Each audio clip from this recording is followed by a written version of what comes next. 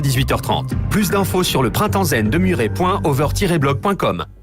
Excellent après-midi à l'écoute d'Altitude FM. Il est temps de retrouver l'émission Parole d'écrivain avec Jean-Pierre et son invité comme tous les troisièmes mercredis du mois dans le cadre des mercredis d'Altitude. Je vous dis à tout à l'heure. Bonjour, c'est Jean-Pierre. Je vous amène à la rencontre d'un écrivain ce mercredi sur Altitude FM. Parole d'écrivain sur Altitude FM.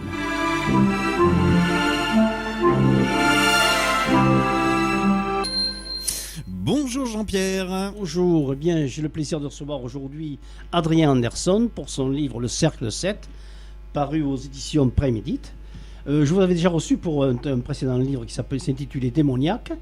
Et je rappelle en particulier que vous avez été présélectionné au prix Talent 2018 des Estives littéraires, qui est un 5e rassemblement d'auteurs de France, qui est présidé par Patrick Poivre-d'Arvor. Hein, c'est ça, bonjour Jean-Pierre, c'est exact. Voilà. Alors vous êtes un homme de radio avant tout, hein, et que vous avez rencontré beaucoup d'artistes français. Vous êtes un romancier aux multiples facettes également, puisque vous avez d'abord été spécialisé dans le roman court, et vous êtes à l'origine de la méthode Zola, soucieux d'adapter à la littérature aux nouvelles générations de lecteurs, disons, plus instantanés. Et je vous reçois aujourd'hui pour un livre d'un policier qui s'intitule Le Cercle de 7. Alors, dans un premier temps, qui a été préfacé, alors vous en parlerez tout à l'heure, qui a été préfacé par un ex-membre du GIGN. La genèse de ce livre, pourquoi un policier, quelle est l'origine de ce livre? Pourquoi vous avez voulu à tout prix écrire un livre là-dessus, autour de ce thème? Alors, la genèse, elle est assez particulière parce que c'est issu d'un voyage en Pologne. En oui, Pologne. On parlait d'ailleurs de la Pologne. Ah, effectivement. Et c'est vrai que c'était une visite d'ailleurs officielle et j'ai trouvé que ça faisait très ex-URSS. Alors il y a beaucoup d'avantages en Pologne, mais j'ai ressenti un peu ce côté, on était quand même accompagnés, on pouvait pas trop sortir des cadres. Et vous savez, moi j'ai pour habitude de bien aimer aller regarder ce qui se cache derrière tout ça. D'ailleurs il y a même eu un moment donné, je dois le reconnaître, je me suis sauvé pendant 1 heure pour aller regarder un peu la réalité du terrain, qui était évidemment moins reluisante qu'on l'imagine. J'ai visité aussi d'ailleurs un château où on n'aurait pas pu le faire en France pour des raisons de sécurité. Je me suis dit mais ça c'est propice au polar. Donc c'est un peu ce qui s'est passé. À partir de là, je me suis dit voilà comment on va bâtir ce polar et quel est l'objectif. Au final, je me suis dit on est dans une ère de terrorisme aujourd'hui malheureusement.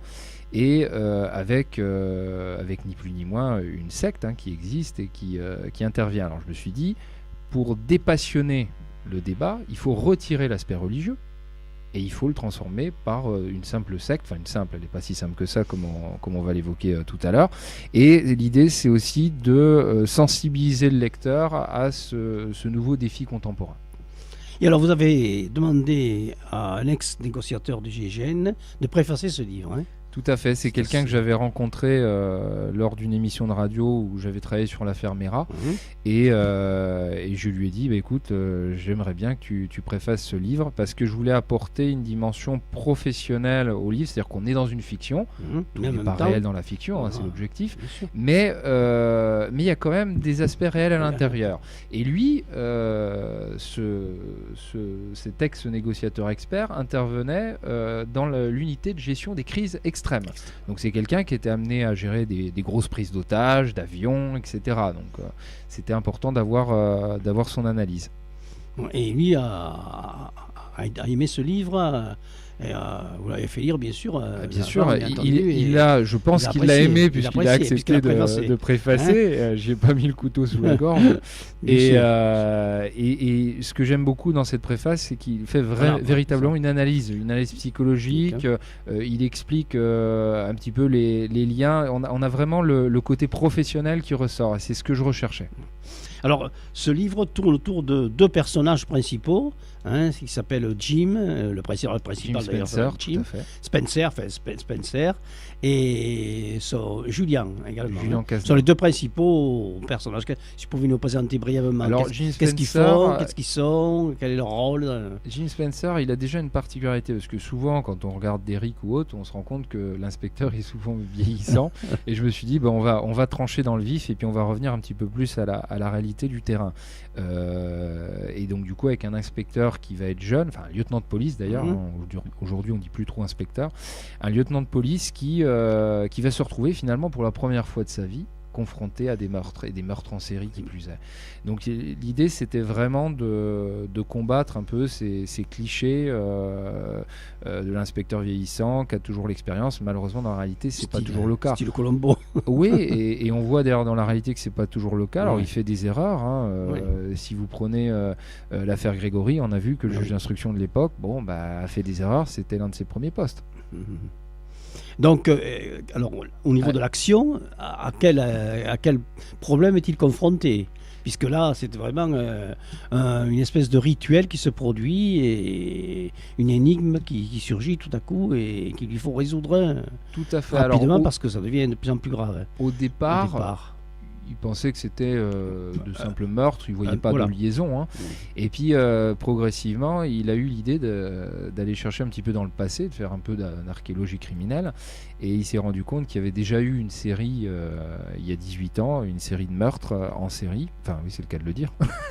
Et donc, du coup, il va retracer un petit peu le profil du meurtrier, remonter à lui au fur et à mesure. Mais même s'il remonte à lui, donc sur ces meurtres rituels, ça se passe comment ? C'est des victimes qu'on retrouve avec à l'intérieur, à l'extérieur c'est un cercle, et donc la forme du corps symbolise un pentacle inversé. Le pentacle inversé, dans la symbolique, c'est plutôt le mal qui est représenté. Donc à partir de là, il va mener son enquête. On va partir, on y reviendra peut-être tout à l'heure, jusqu'en Pologne, en Terre Sainte également. La Terre Sainte, c'est toute une symbolique. C'est pas choisi au hasard, parce que je rappelle que c'est la ville qui cristallise beaucoup de conflits à travers le monde. Et je me suis dit, mais finalement, est-ce que c'est la ville du bien ou la ville du mal ? Donc c'est toute une réflexion philosophique derrière. Et il consulte même des numérologues. Voilà, parce que la particularité de ce meurtrier en série, c'est que au-delà de la symbolique qu'on a évoquée, il choisit ses victimes en fonction de certains aspects, et seuls les numérologues peuvent aider cet inspecteur. Et une numérologue qui malheureusement, une qui va... Elle va passer l'arme à gauche, puisque pour ce meurtrier, ça devient trop compliqué de garder en vie quelqu'un qui peut aider la police à le retrouver. Et alors donc, on a parlé de la Pologne justement. L'action ne se déroule pas uniquement en France, elle se déroule également en Pologne. Tout à fait. Pour quelles raisons Alors, il y a le voyage. Alors, déjà, pourquoi au début on commence en France ? Que je me suis dit, imaginons un département rural. Bon, là, en l'occurrence, quand ça a été écrit, c'était plutôt le département de la Nièvre qui m'avait inspiré. Mais on peut très bien penser à l'Ariège, au Gers ou encore aux Hautes-Pyrénées. Un département qui est profondément rural, forcément, si vous mettez un meurtrier en série en plein milieu, malgré effectivement l'ADN ou autre, quand vous avez quelqu'un qui connaît le terrain, ça pourrait devenir très vite compliqué, parce que ce sont des zones où effectivement les effectifs de gendarmerie, parce que c'est plutôt des zones de gendarmerie, ils sont pas très nombreux, et le territoire est extrêmement vaste. Après, la Pologne, avec ce que j'ai dit tout à l'heure, c'est-à-dire qu'on est sur une atmosphère propice, et puis je dirais que ça permet aussi de découvrir un autre pays, c'est-à-dire de ne pas rester figé chez nous et de ne pas regarder que l'aspect franco-français. Parce que, encore à nouveau, même aujourd'hui, on voit bien que le terrorisme il est international et non national. Alors, tous les deux son ami, il y a toute une équipe autour d'eux, bien entendu, sont des inspecteurs de police. Mais il y a aussi également des gravites autour, puis on va le voir qu'il y a un peu une espèce, pas de guerre des polices, mais enfin, il y a une concurrence, disons. Exactement, la fameuse rivalité police-gendarmerie, qui aujourd'hui est peut-être un petit peu moins vrai depuis les réformes qui ont été entreprises. Mais bon, je pense que les gendarmes n'apprécieraient pas qu'on empiète sur leur territoire et vice-versa. Bon, techniquement, chacun est censé rester dans son rôle. Bon, après, il y a la fiction qui fait qu'on arrange un petit peu les choses. Mais c'est vrai que ça va compliquer l'enquête. ça va ralentir Mmh. en fait cette course-poursuite et ça va avoir des conséquences dramatiques. Mais aujourd'hui, encore à nouveau, ce livre doit toujours être lu en filigrane. C'est-à-dire, qu'est-ce que j'ai voulu dire par là? Mais j'ai voulu dire que quand on veut lutter efficacement, il ne faut pas se diviser. Et donc, la guerre du renseignement, des renseignements, puisqu'il y a plusieurs renseignements en France, il y a eu des tentatives de fusion, mais c'est encore pas ça aujourd'hui. Plus vous vous divisez et moins ça avance. Ah oui, au départ, il y avait les renseignements généraux qui ont été... Exactement, la les DGSI, RG, maintenant. DGSI, aujourd'hui, vous avez la DGSE, Service secret extérieur, DGSI, plutôt ce qui va être contre-espionnage et antiterrorisme. Et effectivement, c'est issu de fusion des renseignements généraux et de l'ex-DST. Très bien, mais nous arrivons déjà à notre première pause, mais je pense que vous allez écouter un extrait de votre Une bande-annonce, effectivement, la bande-annonce du livre. Très bien, on l'écoute. Bien qu'on est monté d'un cran dans l'abomination, on a un Maccabée de sexe masculin, a priori septuagénaire, la bouche a été cousue et on lui a retiré les yeux. Et comme si ça suffisait pas, regardez, les parties inférieures du corps ont été brûlées à l'acide, on voit les os. Quand on entre dans la pièce, on voit bien que la tête de la victime pointe vers la porte. Ça veut dire que le pentagramme est inversé, une dimension satanique. La voiture de Spencer a été sabotée. À couvert!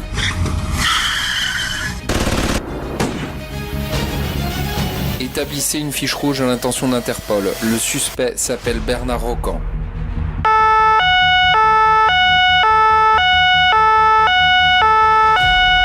La cour déclare Bernard Rocan coupable de meurtre. C'est fini. Vous avez perdu. Non. C'était encore là. Qu'est-ce qui se passe exactement? Je ne suis pas habilité à vous répondre.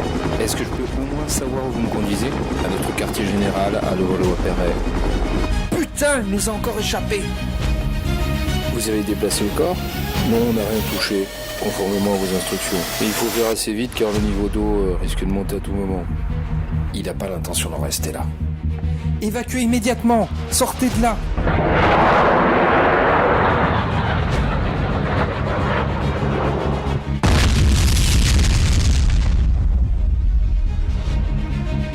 Un missile Exocet s'est malencontreusement activé à notre insu sur une de nos frégates. Il s'est écrasé sur un navire civil pour une raison encore inconnue. On arrête tout, il faut qu'on reprenne à zéro. On dirait un pentacle. Et regardez, les points principaux correspondent aux bourgs touchés. Si on les élimine, c'est ici que Rocan va frapper ce soir.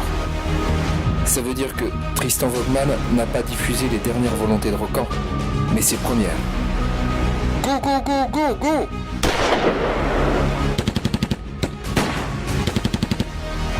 Qu'est-ce que tu veux? Maintenant que j'y pense, ta peau, Spencer.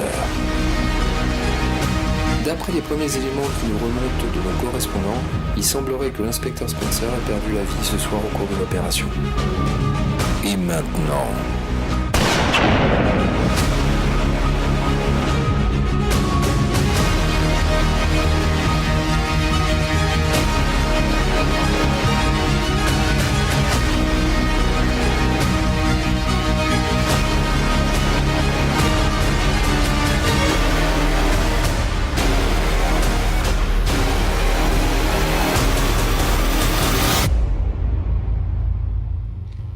Oui, bien nous revenons à Adrien Anderson qui va nous lire un extrait de votre livre.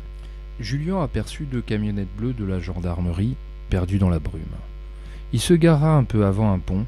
2 hommes en uniforme coururent à sa rencontre. « Monsieur, vous ne pouvez pas stationner ici, le secteur est fermé au public. »« Inspecteur Cazeneuve, renseignements généraux. »« Ah, désolé monsieur, nous ne savions pas. » »« Encore heureux.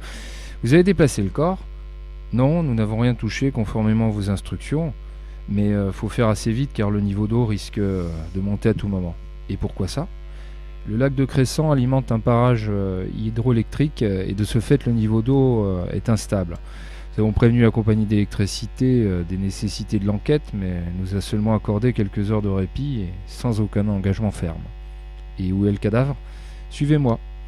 Julien descendit un talus pour rejoindre la berge d'une extrémité du lac qui semblait s'être partiellement vidée, laissant place à une mare de vase. Les forces de l'ordre avaient posé des planches de bois, les unes au bout des autres, pour créer un chemin de fortune menant à la victime, traversant ainsi la partie asséchée. Le premier gendarme l'escorta jusqu'au bout, rejoignant un collègue étudiant le corps. Après s'être présenté comme un membre de la brigade scientifique, il divulgua brièvement les indices repérés. Julien parut très contrarié à la vue de cette dépouille. Il ne pouvait concevoir que l'on puisse s'attaquer à des personnes si faibles, si innocentes. « Je ne vois pas pourquoi cette affaire entre dans notre périmètre. C'est un malentendu. Nous ne sommes pas compétents pour cet homicide. C'est pas parce que cette pauvre adolescente a été assassinée a priori avec une arme blanche et que des traces de mutilation se retrouvent un peu partout sur ce macabé qu'il faut automatiquement y reconnaître la marque de notre serial killer en cavale. Messieurs, je viens de perdre plusieurs heures pour rien. » « Attendez, vous n'avez pas tout vu. Qu'est-ce qu'il y a d'autre ? Vous voyez la cabane près du pont ? Questionna le gendarme en pointant du doigt un premier baraquement. Oui. C'est sans doute à cet endroit que cette jeune fille est morte. Il y a là-bas des choses qui vont vous intéresser davantage, et j'en suis certain. Et c'est maintenant que vous me le dites. Bon, on y va ? Cazeneuve entra dans le cabanon abandonné et découvrit avec effroi le fameux lien qui lui manquait pour reconnaître à son tueur la paternité de cet acte odieux. Sur le sol, un grand cercle rouge foncé, tracé, rappelait non sans douleur le rituel scrupuleusement suivi par Rocan. La désillusion le foudroya. « C'est avec le sang de cette pauvre gamine qu'il a formé cette figure », décrivit à haute voix le militaire désemparé. « Mais pourquoi diable le corps se retrouve-t-il dans le lac ? Rocan n'avait pas pour habitude de déplacer ses victimes, c'est étrange. » « Je ne peux pas vous éclairer sur ce point. Comment est-ce que vous avez établi le lien entre ce meurtre et notre homme ? Nous avons reçu un avis d'évasion et dans la foulée, un promeneur nous signalait ce corps. Alors, dès qu'on l'a retrouvé et que ce que vous avez devant vous, nous avons établi le rapprochement. Vous savez, on a tous en mémoire cette affaire qui nous glace le sang, rien que d'y penser. S'attaquer à de pauvres gamines, quel pourri. C'est pas un homme que vous cherchez, c'est une bête sauvage. Merci. Oui, alors on a parlé de Rocan, ce fameux Rocan qui a été arrêté quand même, qui a été arrêté et qu'on allait juger.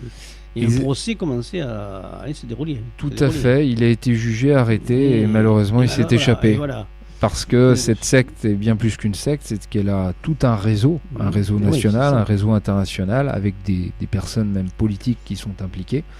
Et finalement cet ennemi de l'intérieur que l'on retrouve dans le livre.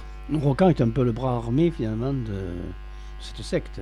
C'est ça, c'est exactement ça. Il est le gourou de la secte, mais il peut compter sur une logistique épouvantable derrière. Et il prépare son coup. La police pense toujours avoir un coup d'avance, ou en tout cas se rapprocher de lui. Et au final, c'est toujours lui qui a une longueur d'avance. Et alors donc, ce Jim, Jim Spencer, j'ai dit toujours Jim, mais enfin c'est Spencer en fait. Spencer donne l'impression toujours d'être seul finalement, à part son ami Julien.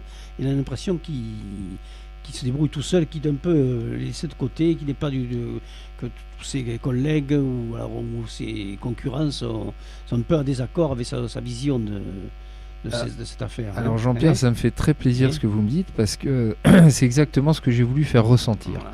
Et parfois, c'est vrai que on peut me le reprocher, c'est-à-dire qu'en gros, c'est un inspecteur qui a très peu de vie à côté, qui ne vit qu'à travers cette affaire. Mais après, c'est un peu normal parce que quand vous avez une pression aussi forte dans une affaire criminelle où vous avez quand même un meurtrier en série qui, à la fin, il tuera une personne par jour. Donc c'est une cadence infernale. Et donc, du coup, vous ne pouvez vivre que pour cette affaire.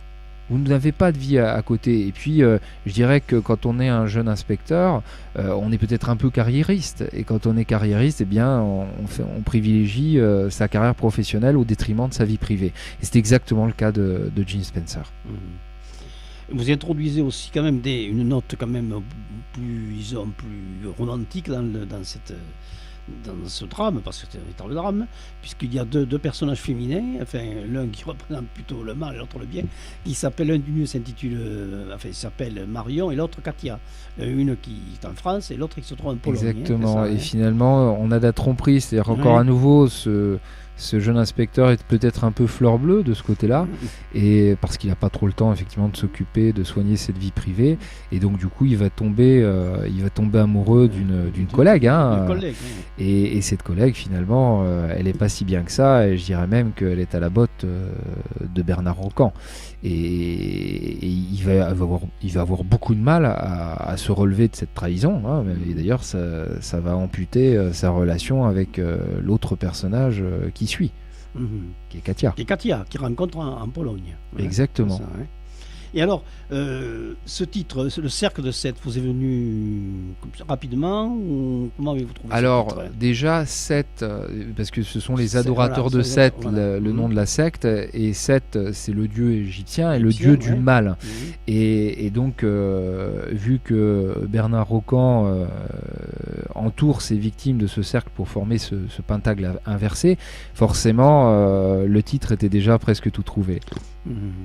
Vous l'avez trouvé avant d'écrire le livre ou pendant Non, pendant. Ou pendant Pendant. l'écriture Ouais. du livre. Après, l'éditeur l'a confirmé. L'éditeur l'a confirmé. Parce que c'est Vous l'éditeur aviez- qui a le dernier mot quand même sur le titre. Vous aviez plusieurs titres Non, à proposer Moi ou personnellement, j'en uniquement, avais qu'un seul. Pour moi, c'était tout était dans l'évocation. C'était à la fois symbolique, ça représentait l'histoire. Puis ça donne envie personnellement de savoir ce qu'il y a derrière, quoi. Et alors, donc, je pourrais en revenir au rapport avec les autres services.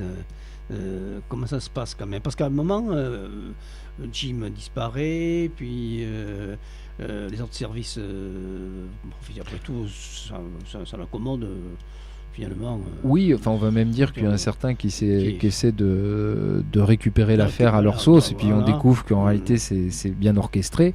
Après, on voit le GIGN aussi un peu imbu de lui-même, qui pense que qu'il va sécuriser certaines zones sans trop de problèmes, et qu'en fait le GIGN se fait avoir comme tout le monde parce qu'il il tombe dans un piège, hein, tout simplement.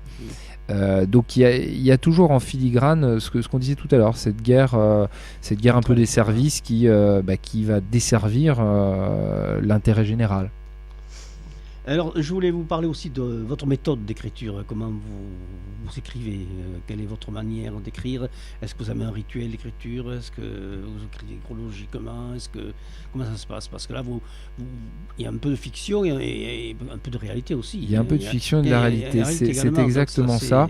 Si vous voulez, on l'a entendu tout à l'heure, vous avez la bande-annonce qui est très scénarisée, mais c'est voulu, c'est parce que l'écriture est scénarisée. Alors, c'est une méthode d'écriture où j'ai donné le nom, la méthode Zola, qui est en référence à Émile Zola, bien évidemment.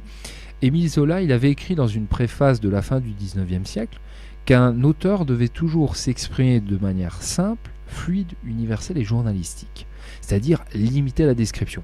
Alors, il n'a pas toujours respecté, malheureusement. Mais j'aurais tendance à dire c'est plus difficile pour un auteur de se restreindre à l'essentiel et de permettre à son lecteur de rentrer à l'intérieur. Si je vous donne l'exemple de la maison de campagne, ma vision de la maison de campagne ne sera pas forcément votre vision, parce que je n'ai pas le même vécu. Donc il faut peut-être arrêter, ça c'est une opinion personnelle, hein, mais je pense qu'il faut parfois arrêter en tant qu'auteur de donner tous les éléments, tout cuit dans l'assiette à un lecteur qui n'est pas un récepteur passif. Pour moi, il peut être plus que ça.